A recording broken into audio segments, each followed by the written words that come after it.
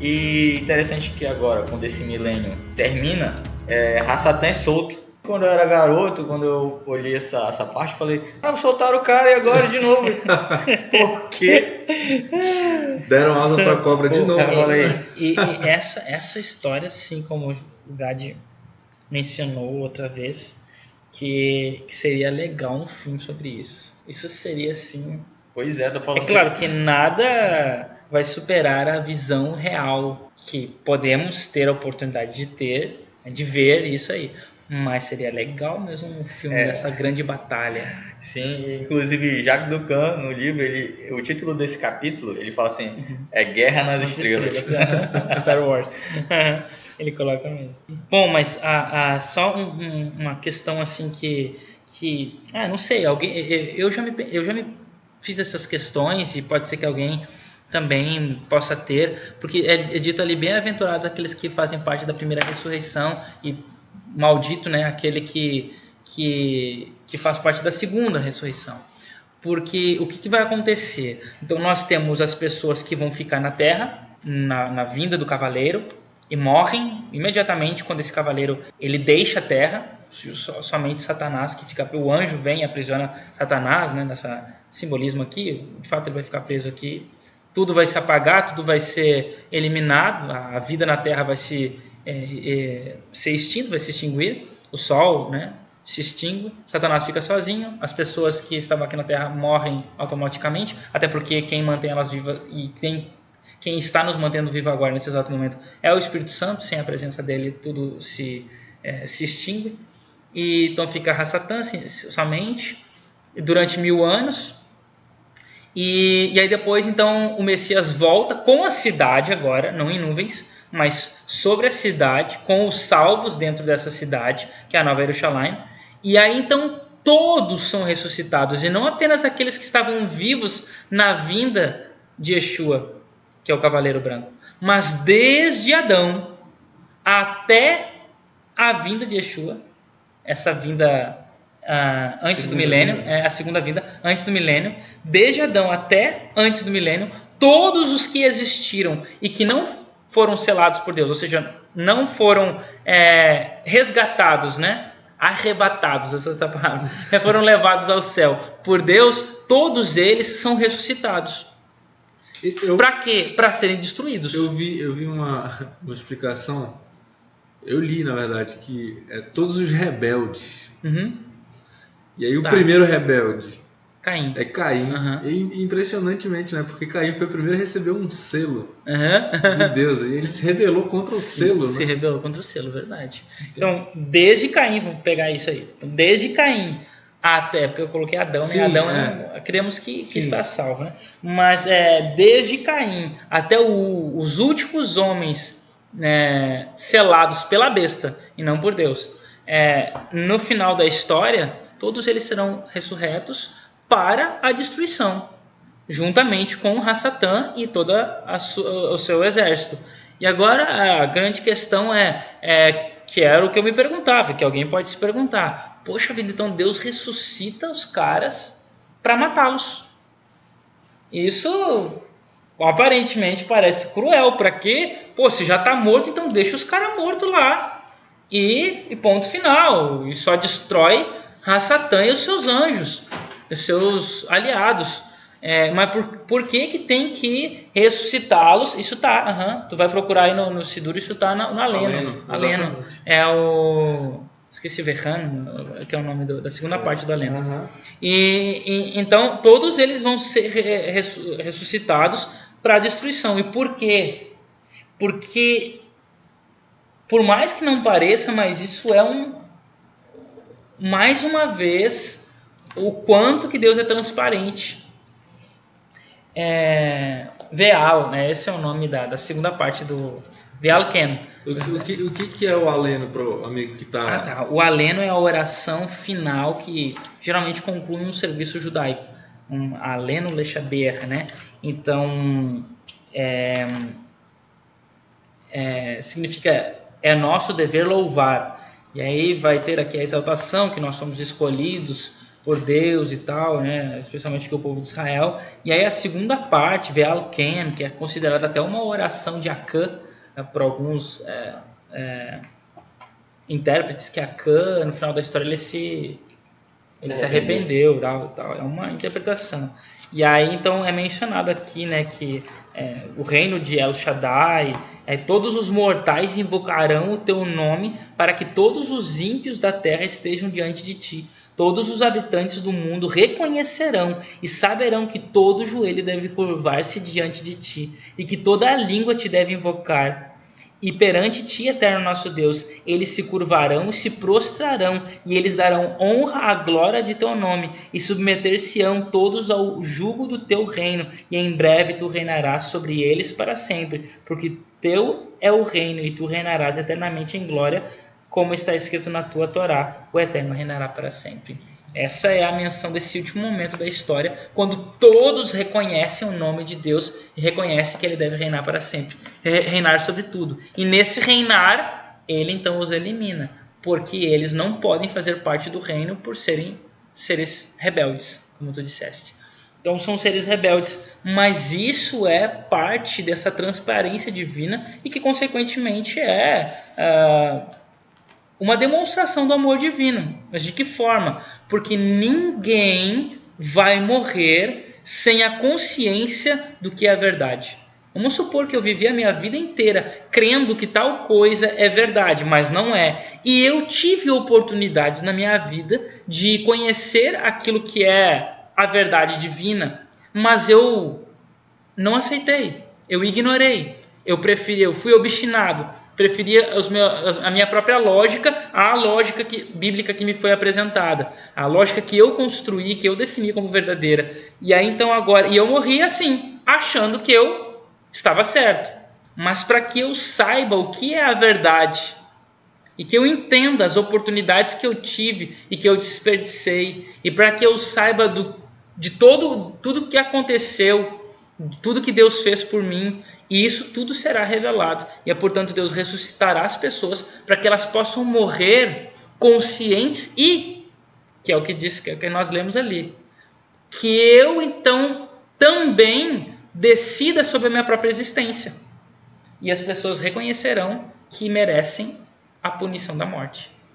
Então eu vou ressuscitar para eu decretar a morte sobre mim mesmo. Ou seja, não é Deus quem destrói as pessoas, mas somos nós mesmos que reconhecemos que nós precisamos ser destruídos. Entende? Isso é fantástico, porque Deus é justo e Ele me dá a oportunidade de decidir sobre a minha existência. E eu observando toda a minha história e vendo que eu, de fato, deveria ter seguido tal caminho e não segui, então eu reconheço que pela única vez na história, nós vamos reconhecer os nossos próprios erros, que agora nós temos a oportunidade e muitas vezes não reconhecemos. Mas nessa vez a gente vai reconhecer porque já não temos mais opção, então não existe mais vergonha, não existe mais humilhação. O fim já está decretado e ponto final. Então, agora que se dane, eu vou falar o que, se é a verdade, é mesmo, eu vou reconhecer, só que já é tarde demais. E nesse meu reconhecer, assim, de fato, eu perdi a oportunidade, de fato, pelas regras, eu devo ser, a justiça que seja feita. Então, ok, tu considera que isso é correto, então, por amor a você que reconheceu isso, eu vou realizar o teu desejo. O teu desejo é que você seja destruído, porque o mal não deve mais existir, já que ele existe em mim, e para que ele não exista como eu estou reconhecendo que ele não deve existir, eu devo ser destruído, porque a minha oportunidade já passou, então a minha destruição virá. Essa é o motivo dos ímpios, né, dos rebeldes, serem ressuscitados. Vai ser um momento chocante, né? Até para quem não faz parte dos rebeldes. Já pensou se eu estou lá na Nova Jerusalém descendo, e nesse momento aí, desse impasse aí dos rebeldes se rebelando por a última rebelião contra, que é o Gog e Magog, que a Bíblia fala, a última rebelião contra Deus, E aí, nesse momento, tem esse reconhecimento, uma brecha aí, uma pausa para esse reconhecimento antes da batalha. E eu vejo lá parentes meus que reconhecem a sua própria destruição e vão ter que ser destruídos. Embora eu sei que o mal deve ser destruído, mas ainda vai haver aquele sentimento de, poxa, é meu parente, é meu pai, é meu irmão, meu amigo do peito, enfim. E vai ser um momento, por isso que depois vai vir a questão das lágrimas serão enxugadas, né? E embora o julgamento que nós vamos fazer durante o milênio também vai ser uma forma de nos preparar para esse momento final. Então esse é o motivo. Os salvos durante o milênio, eles vão entender o julgamento divino, e os ímpios, os rebeldes, após o milênio, eles também vão entender a verdade e o julgamento divino e vão morrer então conscientes do que aconteceu, sabendo, né, e tomando uma decisão por si mesmo. Só quero encerrar com duas coisas, né, que o Gad me passou aqui uma pergunta, que é qual é o significado do nome de Jerusalém. É isso que eu queria que tu falasse. Desce a Nova Jerusalém, que é a noiva, e a gente queria saber dessa relação da Nova Jerusalém e também da noiva. Sim, tá. Eu vou terminar com a noiva e vou falar da Nova Jerusalém.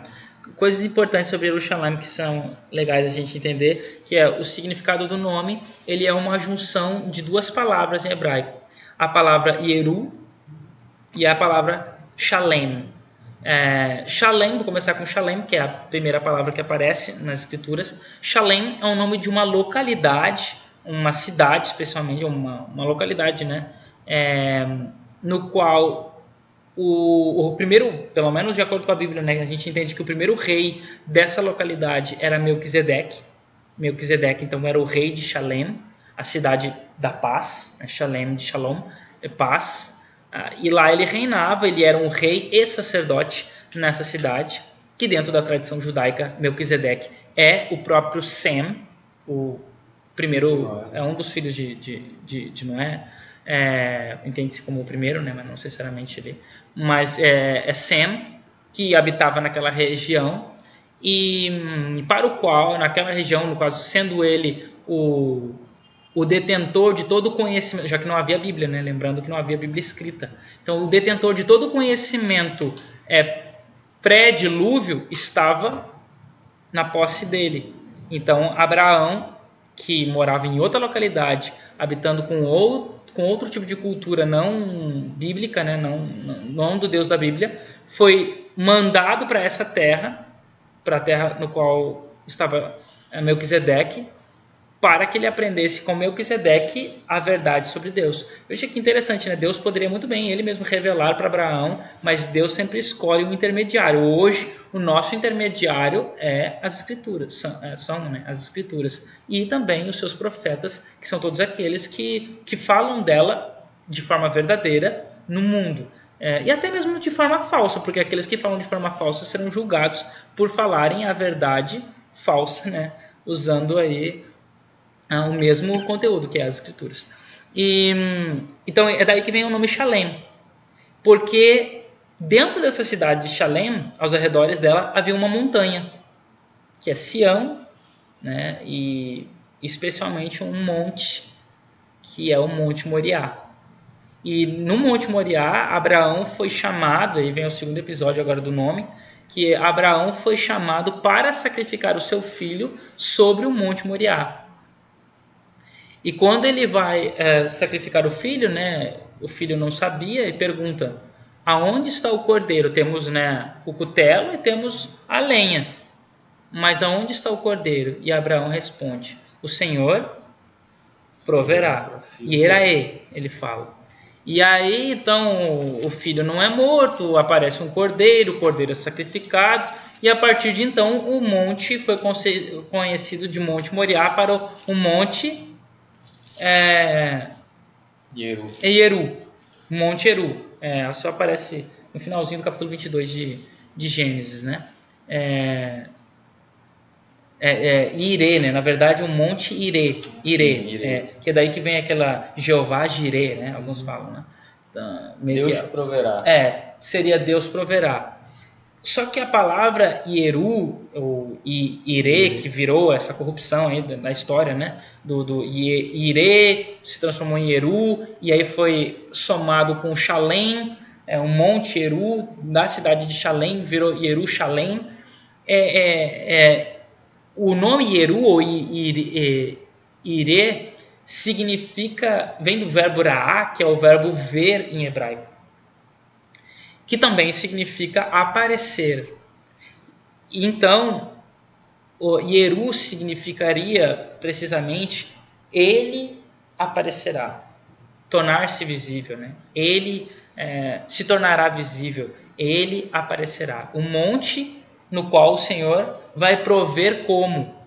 É interessante, né? Que é uma tradução ruim essa de prover, porque a ideia é o Senhor vai aparecer. Quando Isaac pergunta onde está, o Senhor vai aparecer.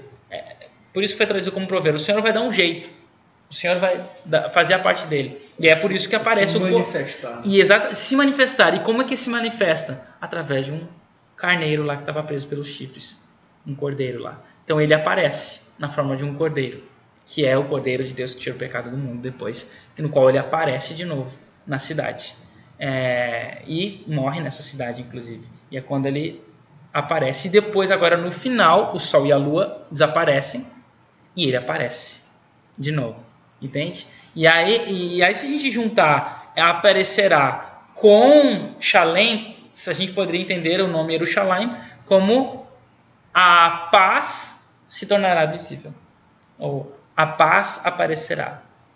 Porque a ideia de Jerusalém é a cidade da paz, a cidade no qual a paz de fato aparecerá. Mas o que é paz? A paz, shalom, em hebraico, não significa ausência de guerra, como é para nós. A paz significa a plenitude. A palavra que melhor definiria a paz seria integridade. Quando você tem uma coisa que é integral, que é completa, que não falta nada, que ela está como se fosse um quebra-cabeça de 500 peças, que tem todas as peças. Se eu tirar uma peça, mesmo que eu consiga enxergar toda a imagem, faltando aquela única peça, porque são peças pequenas, ele não é Shalom, ele não é Shalem, ele não está completo. E é por isso que a saudação hebraica bíblica, e até hoje é Hashalom, como vai a sua Mashlom no hebraico moderno, então como está a sua paz? Ou seja, como que você está? Você se considera completo? Você está completo? Você se considera perfeito? E ao mesmo tempo também é como se fosse uma questão profética, né? Que a paz apareça, né? Que você possa ter paz. Quando? Quando o Messias vier, porque é ele que traz a paz. É ele que traz a perfeição, que o livro de Tessalonicenses fala no abrir e fechar de olhos, seremos tornados em paz. Porque seremos perfeitos, completos, sem nada nos faltar, seja física, mental ou espiritual, totalmente completos. E é exatamente isso que o nome representa. Quando a paz, a plenitude da existência, o Se Shalom Bim Bromav, aquele que estabelece a paz nas alturas, que ele possa estabelecer para nós também, né? E é exatamente isso que Yerushalayim significa. Uma outra coisa que é interessante, que eu falei que o nome da cidade só um detalhe. Jerusalém. Jerusalém seria. Jerusalém. E só um detalhe antes, né? Quem é que montou o nome dessa cidade? Bom, a gente... É uma hipótese só, né? Mas que a pessoa que montou o nome dessa cidade foi Davi. Davi, ele... embora já é mencionado o nome lá antes de Davi, mas era a terra dos jebuseus. Os jebuseus habitavam lá, e Davi foi quem derrotou os jebuseus. E nessa derrota dos jebuseus, ele então teve um encontro com Deus ali no Monte Moriá, inclusive, que era uma vinha eu esqueci agora o nome do personagem que tinha uma vinha. E ali, então, nesse encontro com Deus, quando ele tem ali naquela vinha, ele então decide construir o templo de Deus ali, que o seu filho que vai construir, Deus não permitiu. E... Jabal, esse é o nome do dono da vinha, né? Mas ele vai construir ali, e possivelmente ele uniu a terra de Salém com o Monte Moriá, que era o monte onde ele ia construir o templo. Então ele uniu essas duas expressões e virou Yerushalayim. E aí essa é a cidade. Agora, dentro da Bíblia, aparece normalmente Nabal. É Nabal? Uhum. Que é a vinha de Nabal, então, né? Mas é Nabal, né? É isso aí. Então, agora, o ponto importante aqui é que Jerusalém, o nome é Shalem, mas se fala Shalaim. No plural. No plural, porque esse é um plural hebraico, é o plural dual. Em hebraico tem 2 plurais, né? O plural dual e o plural comum, que a terminação é im. Então, se eu quero se eu quisesse falar, né, por exemplo, cavalo, sus em hebraico, e eu quero dizer cavalos, susim. Mas se eu digo que são 2 cavalos, né, a mesma substância, então eu digo susaim, 2 cavalos. E assim, por exemplo, é principalmente para as partes do corpo. Ain é olho, Enaim, 2 olhos, Yad, mão, Yadaim, mãos. E por fim, Ozen, né, orelha, Osnaim, orelhas, enfim. E aqui nós temos então Jerusalém. Só que o detalhe é que nesse plural que se monta na gramática hebraica, a gente tem a presença do Yod. Uma letra lá no final, lá para dar a ideia do Aim, né? Esse Aim, e esse I seria a letra Yod. Mas em Jerusalém, todas as vezes que ela é escrita, o Yod nunca aparece. É Shá, Laim, só que esse I não tem lá escrito e nunca foi colocado pelos maçoretas, porque eles nunca alteram o texto. Então eles sempre chegou neles assim. E eles mantiveram assim, eles só colocaram o pontinho que equivale lá ao som do I embaixo do M. O que não faz sentido nenhum na escrita hebraica, só que é para lembrar que não se pronuncia Jerusalém, mas Jerusalém. E por que então se pronuncia Jerusalém ao invés de Jerusalém? Que o nome da cidade era Shalem, mas se tornou Shalaim, porque se acredita que existem 2 Jerusalém. E essa aqui é a parte legal. Quais são as 2 Jerusalém? Existem uma aqui na Terra, que sempre existiu, né, desde Davi, e existe uma outra lá no céu. E como 2 peças de um quebra-cabeça, na história final elas se encaixam, porque a nova Jerusalém, ela desce sobre a antiga Jerusalém. Então, no mesmo monte, né, no mesmo lugar, no mesmo território de Shalem, ela se encaixa ali. Então, dentro da história profética bíblica, existem 2 Jerusalém. E a primeira, a qual foi construída por Davi, e a segunda, que será construída pelo seu tipo, que é o rei Messias, que trará ela, né, dos céus, no caso. O interessante é que no livro de Apocalipse, essa nova Jerusalém, o termo novo, Hadash em hebraico, mas em grego nós temos 2 palavras para novo. A gente tem kainos e neos. E kainos significa um novo numa ideia de qualidade, né? não de tempo, enquanto que neos tem a ver com tempo. Então, quando eu falo que é novo, é porque foi criado agora. E quando eu falo que é kainos, é uma coisa, é como se eu tivesse um livro velho, mas que eu reformei. E então ele se tornou novo depois da reforma. Então ele é novo, reformado. E aqui é dito que a terra, ela é kainos. A criação, né? Tudo é kainos. A terra é a mesma, mas ela é reformada. Enquanto que a Nova Jerusalém, ela é neos. Ou seja, ela é outra Jerusalém, não é a mesma. Porque isso é importante porque muitas pessoas se fixam nessa Jerusalém que está aqui. Nessa Jerusalém no qual, de fato, Yeshua passou por ali algum dia muito abaixo do que é a atual Jerusalém, em terras muito abaixo, e Yeshua passou por ali, viveu a vida ali, naqueles ares ali, mas não é sobre essa Jerusalém que está a nossa esperança, mas naquela nova, no qual está existindo agora, mas lá no céu e não aqui na terra. Assim como não era por meio de sangue de bodes e de touros do santuário aqui da terra que nós deveríamos manter a nossa esperança, mas no santuário lá do céu que viria. O que estava aqui teve o seu significado e a sua importância, assim como a Jerusalém que existe ainda hoje, tem o seu significado e importância, mas não para manter a nossa hatikva, a nossa esperança, que é na Jerusalém celestial. E portanto essas são as duas Jerusalém que existem aí, e que, como eu disse, será trazida pelo Messias. E por fim, o que é mais legal que é descrito aí no livro de Apocalipse são as medidas dessa cidade, que a gente percebe que ela é um cubo perfeito. E na Bíblia aparece lá, né, por exemplo, desde o tabernáculo, o lugar santíssimo, ele tinha, se não me engano, são 10 côvados de comprimento, de altura e de largura. Isso equivalendo a um cubo, embora era uma tenda, mas por dentro era o formato perfeito de um cubo. Lá em Reis também fala que quando Salomão construiu o templo físico, né, concreto, né, imóvel, ele também tinha o formato de um cubo perfeito. E agora a Nova Jerusalém também ela vai ter o formato de um cubo. Por que isso é importante? Porque Jerusalém representa...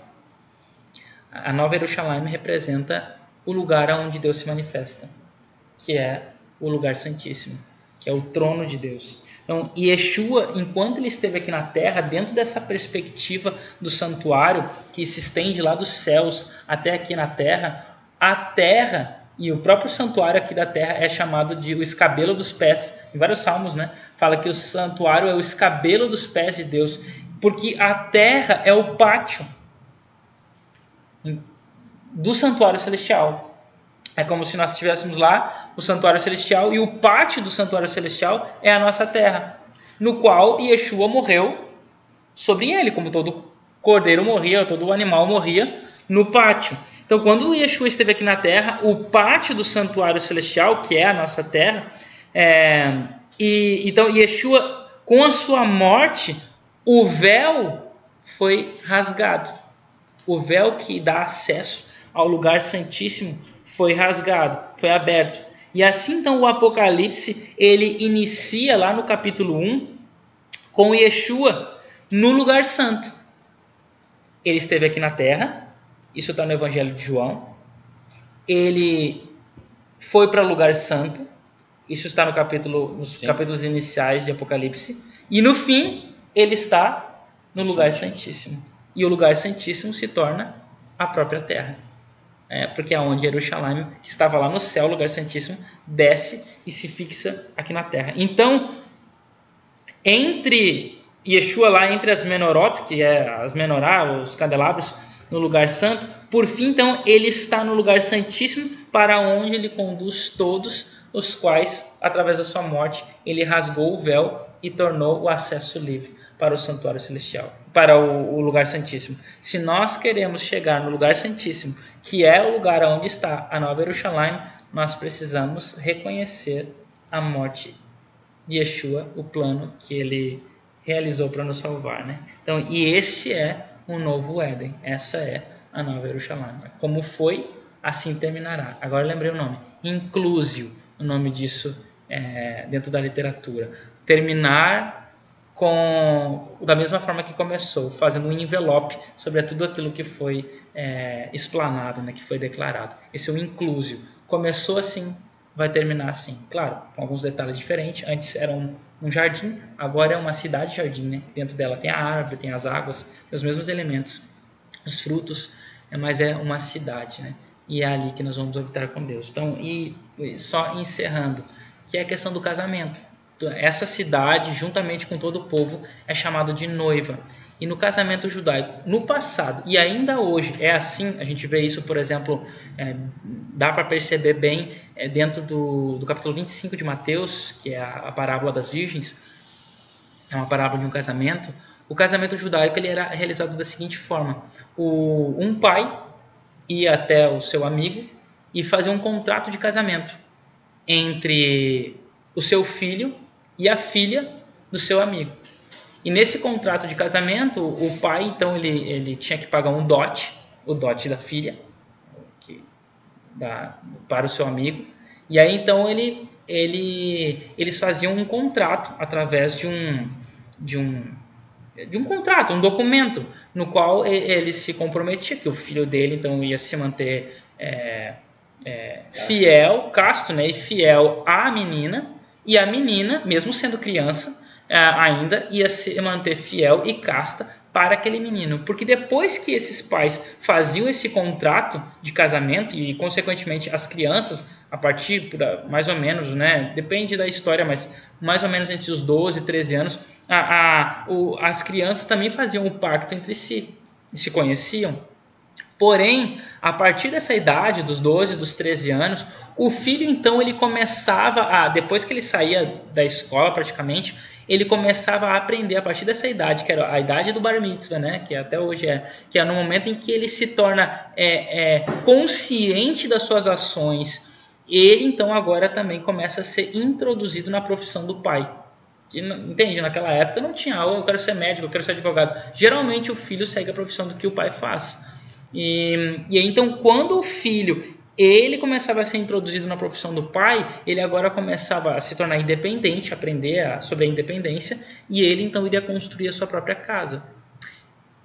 E embora o contrato de casamento era feito entre crianças, mas eles não tinham relacionamento, até o dia em que o pai, enquanto estava trabalhando com o filho, dissesse: filho, você está pronto para casar, você já tem a sua casa, você já tem a sua própria tesouro, né, propriedade, economia e recursos, então agora você pode buscar sua noiva, porque você pode assumir um relacionamento, uma família, e aí você pode trazer ela para morar na sua casa. E esse era o casamento bíblico, né? Então, recapitulando, o pai faz um contrato de casamento com outro pai, entre os seus filhos, um menino e uma menina.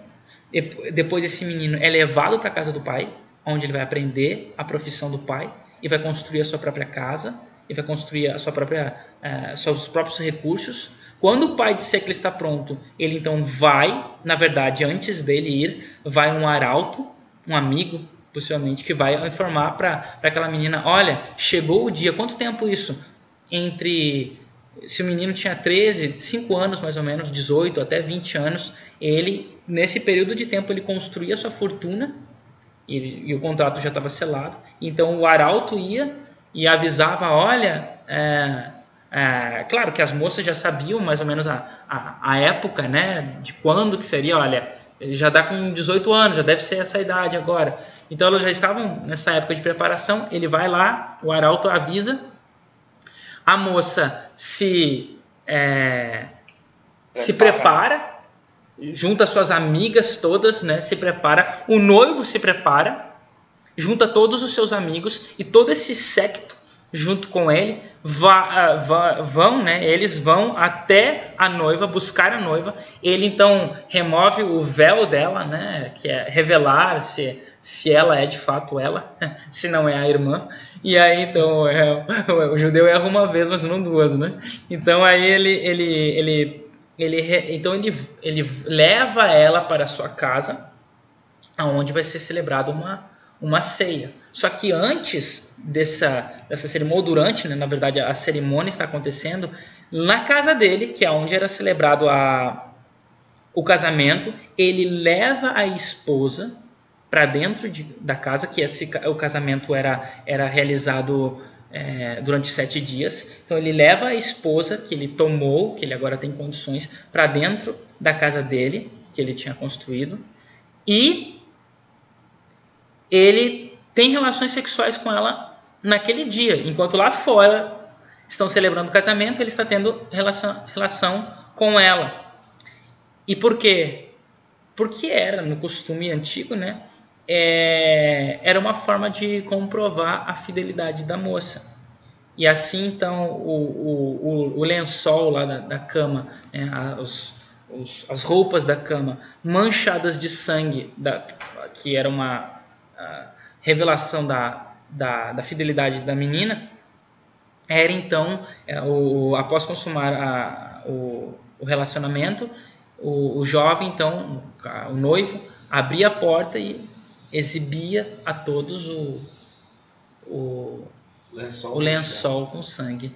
mostrando que a sua amada se manteve fiel a ele. Então eles iam celebrar o casamento, né, durante esses 7 dias, com vinhos e com comidas com fartura, né, ali. E o interessante é que isso tem tudo a ver com João capítulo 14, porque no João capítulo 14, versos 1, 2, 3 ali, fala que eu vou, mas eu vou preparar um lugar. Quando Yeshua esteve aqui na terra, ele fez um pacto conosco. Ele assinou a Ketubá, que é o contrato de casamento. E aí então ele foi para casa, junto com o pai. E lá com o pai, ele foi construir uma casa. E quando o pai disser, você está pronto, vai pegar a sua noiva, ele virá e buscar a noiva. O único detalhe, que é o que depende de nós aqui, é como será as roupas que Yeshua vai exibir após se encontrar conosco. Será uma roupa, né, um lençol branco, que é símbolo, nesse caso, da nossa infidelidade, ou será um lençol manchado de sangue, que é um símbolo da nossa fidelidade? Estamos nós nos mantendo fiéis a Yeshua e a sua palavra, a fim de que nos mantenhamos, né, virgens para Ele, para ter um relacionamento exclusivamente com Ele e com ninguém mais, ou temos flertado com outras filosofias, com outras religiões, com outras ideias, e assim temos adulterado para com o nosso noivo que está preparando a casa para nos levar. Essa é a grande questão, e é assim praticamente que eu terminei a minha ideia do livro de Apocalipse. Essas 2 fases só, lembrando que a primeira fase do contrato em hebraico é chamado de Kiddushin, que significa a santificação. E a segunda parte, que é a parte da casa aí, né, do relacionamento e tal, é chamado 5 anos depois, né, ou mais, é chamado de Nisuim, que significa o erguimento, né, do verbo nassã em hebraico, que é erguer, levantar.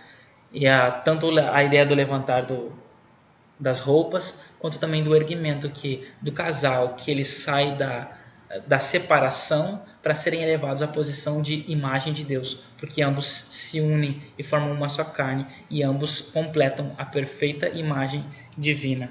E o interessante é que nessas palavras finais aí do livro de Apocalipse, ele menciona, no capítulo 22, ele menciona uma palavra-chave ali, que é o verbo vir, e aparece vem, venho, venha, venha, venha, Senhor, vem, Senhor, Yeshua. E aparece isso aí 7 vezes, essa constante do verbo vir, né, e do fato de ele estar vir. E o que fica para nós é que o nosso noivo está voltando. Essa é a grande temática. 7 vezes, de novo, número 7. Termina o livro de Apocalipse com 7 vezes o verbo vir, enfatizando que o nosso rei, o nosso noivo, está voltando. E a pergunta que fica é: e nós temos nos mantido como a sua noiva pura ou adúltera?